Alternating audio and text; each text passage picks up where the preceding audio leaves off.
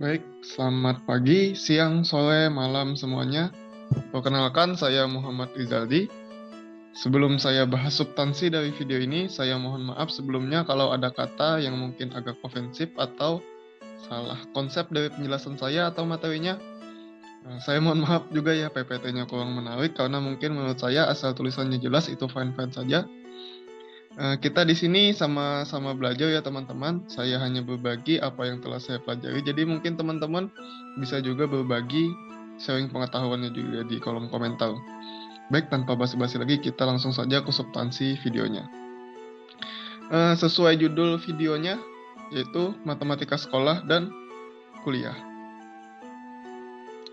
Bagi kalian yang nggak kuliah di MTK, mungkin bisa saja nonton videonya, jadi bisa tahu gitu apa yang dipelajari di perkuliahan di jurusan pendidikan matematika. Siapa tahu kita bisa berbagi juga. Bagi kalian yang kuliah di pendidikan matematika, mungkin dari kalian jelas sekali gitu ya perbedaan materi sekolah dan materi kuliah. Yang di sekolah kalian belajar persamaan kuadrat, bangun datar, bangun ruang, kayak volume bangun ruang, terus bangun datar, integral, limit, sin, konstan. Di sekolah kan kalian belajar integral x pangkat 3 tambah 2x bla bla bla per 3x pangkat 3 bla bla bla. Limit dari sin x cos kuadrat x. Di sekolah kita belajar itu. Tapi yang di kuliah malah itu pembuktian. Malah di kuliah itu nggak ada ngitung gitu. Yang dulunya integral dari x pangkat 3 bla bla bla, dulu pusing-pusing hitung sampai jago ngitung-ngitung kayak gini, integral, limit, terus bangun ruang, bangun datar, bla bla bla. Akhirnya di kuliah malah nggak belajar itu. Di kuliah malah belajar membuktikan. Ada kayak aksioma, definisi, teorema. Habis itu ada yang seperti ini, kuantal matematika, yang malah membingungkan mahasiswa, yang malah bikin hah gitu. Ini sangat membuat kaget mahasiswa kadang gitu. Sama seperti kita kayak sekolah dulu, katanya ada kata-kata matematika itu menyenangkan sebelum X dan Y menyerang. Nah, ini sama seperti ini ekspektasinya kepada matematika. Pasti muncul kan di benak kita habis menerima materi yang berbeda itu. Kenapa sih kita harus belajar mata kuliah yang kayak membuktikan, apalagi di unreal struktur aljabar. Nah, kayak gitu.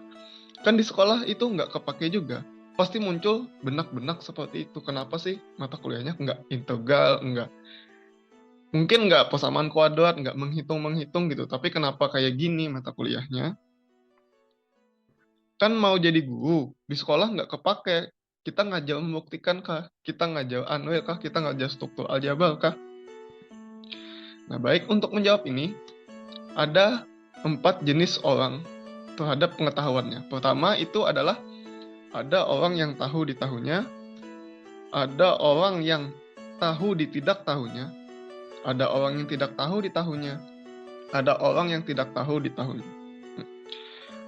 Menurut kalian, kemampuan matematika siswa pada saat lulus, kemampuan mereka itu, pengetahuan mereka itu seperti apa? Apakah mereka ini orang yang pertama, orang yang kedua, orang yang ketiga, atau orang yang keempat?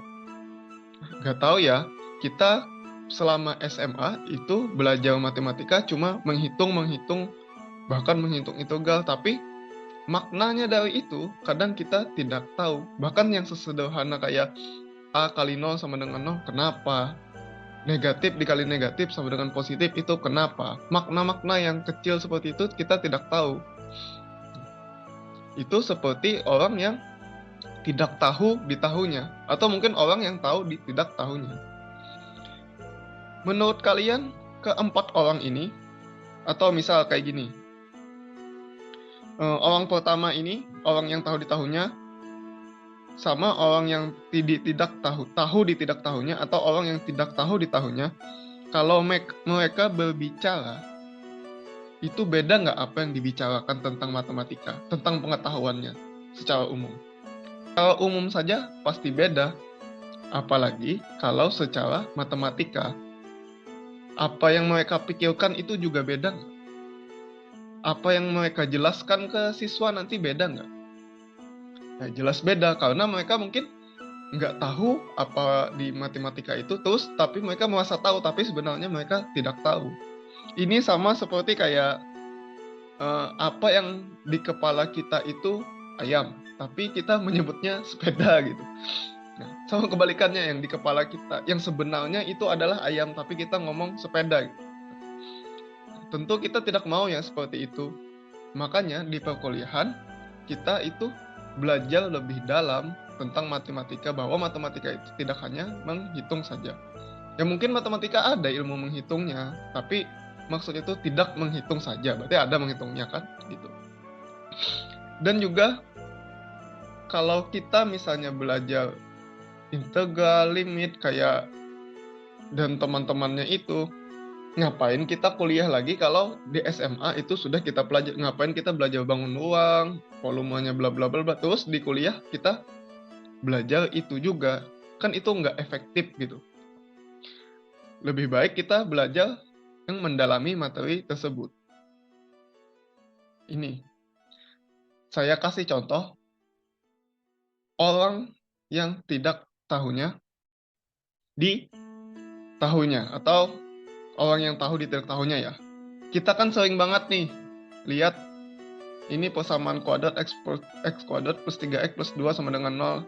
Nah, difaktorkan, terus diperoleh x-nya min 2, x-nya min 1. Nah, kayak gini. Nah, kalau ada orang yang menyelesaikan seperti ini, mungkin kalau orang yang nganggap matematika hitung-hitung doang, ini ya udah benar gitu.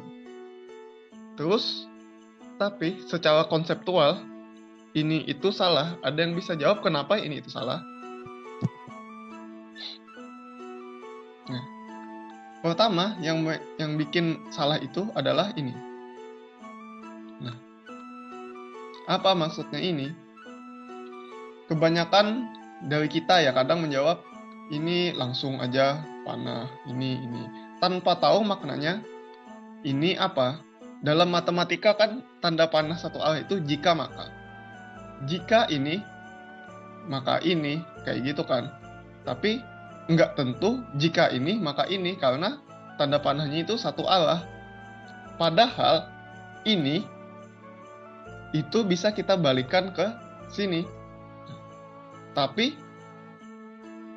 ini itu malah jika maka, makanya itu terjadi kesalahan konseptual gitu. Makanya lambang-lambang seperti ini jika maka itu hati-hati dalam penulisan. Terus juga kesalahan yang kedua apa? Ada yang bisa menotis kesalahannya? Nah, iya. Ini kan di sini x kuadrat tambah 3x plus 2 sama dengan 0. Tapi di sini malah nggak ada sama dengan 0-nya, tapi di sini tiba-tiba x min 2, x min 1. Maksudnya apa? Nggak ada maksud dalam penyelesaian ini. Kalau misalnya kita tulis sama dengan seperti ini, nah, baru itu benar, karena maksudnya itu adalah ini, bentuk aljabar ini sama dengan ini ketika difaktorkan. Dan ini keduanya sama-sama dengan 0. Oke. Terus kenapa diperoleh x min 2, x min 1?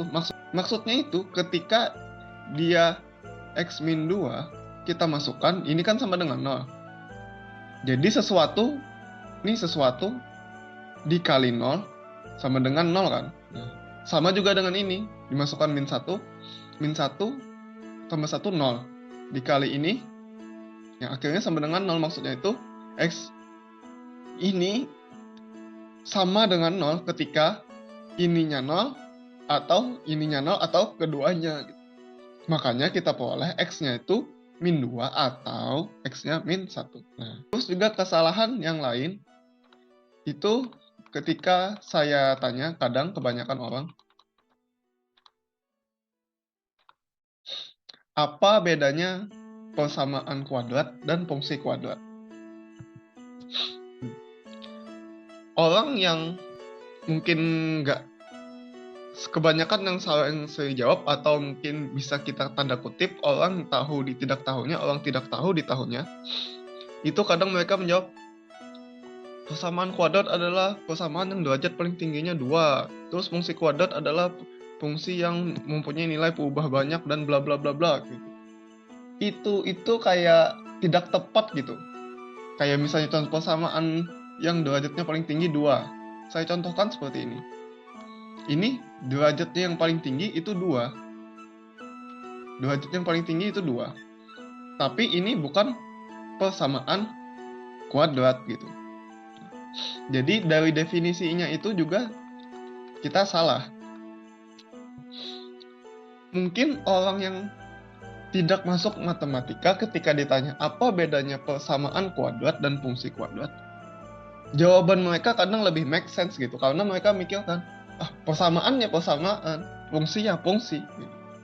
Tapi orang yang sudah mengenal atau kuliah di matematika, mereka mikirnya kadang ke macam-macam. Langsung lihat persamaan kayak gini.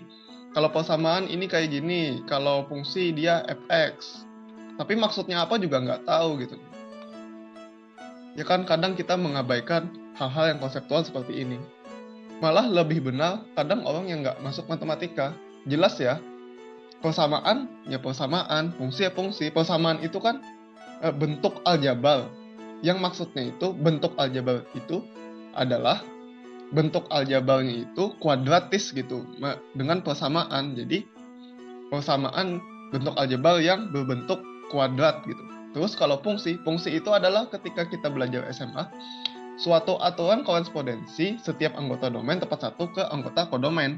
Nah, jadi maksudnya itu aturannya itu loh kuadratis ke anggota kodomain itu. Jadi maksudnya itu fungsi kuadrat itu adalah suatu aturan yang bersifat persamaan kuadrat yang memasangkan setiap anggota domain ke tepat satu ke anggota kodomain. Jadi seperti itu gitu. Memandangnya itu kan ini analoginya sama kayak baju naga sama tembok naga. Baju ya baju jelas beda gitu kan. Tembok ya tembok, tapi itu mereka sama-sama gambar naga gitu. Dari sini ya, itu sudah terjawab kenapa materinya itu berbeda. Pertama itu adalah membuat kita melakukan metakognitif. Apa itu metakognitif? Sederhananya ya kesadaran berpikir, atau kita kayak sadar arah mikir kita itu kemana. Dengan kita belajar lebih dalam matematika, dengan kita mungkin belajar analis struktural, secara tidak langsung kita juga melakukan metakognitif. Seperti tadi, secara tidak langsung kita harus menyadari apa yang kita lakukan, seperti kita menyelesaikan persamaan kuadrat, seperti kita membedakan apa persamaan dan fungsi itu. Kedua, membuktikan pengetahuan-pengetahuan yang sebelumnya kita dapatkan. Nah, seperti tadi, kita telaah lagi pengetahuan-pengetahuan yang kita dapatkan, terus memperjelas atau meluruskan konsep matematika. Nah, yang sebenarnya pandangan kita tadi itu terhadap ayam itu sepeda, harapannya pandangan kita terhadap ayam itu di kepala kita ayam gitu. Nah, maksudnya seperti itu. Jadi tidak ada miskonsepsi yang terjadi. Dan mungkin masih banyak lagi ya, kenapa materinya itu berbeda, kenapa kita harus belajar anil, kenapa kita harus belajar suku aljabar, seperti itu. Nah, jadi kalau misalnya nggak kepakai juga itu di sekolah belajar analisis real itu, ya mungkin itu pandangan kalian sebelumnya ketika kita tidak mengenal apa yang kita pelajari gitu. Padahal kan ketika kita di sekolah belajar materi SMA, terus kita ketika di kuliah kita belajar materi SMA itu juga, itu kan akan sangat sia-sia gitu. Lebih baik kita lebih mendalami materi itu. Baik, terima kasih semuanya. Saya mohon maaf kalau ada salah kata. Selamat pagi, siang, sore, malam. Salam sehat dan sejahtera. Terima kasih.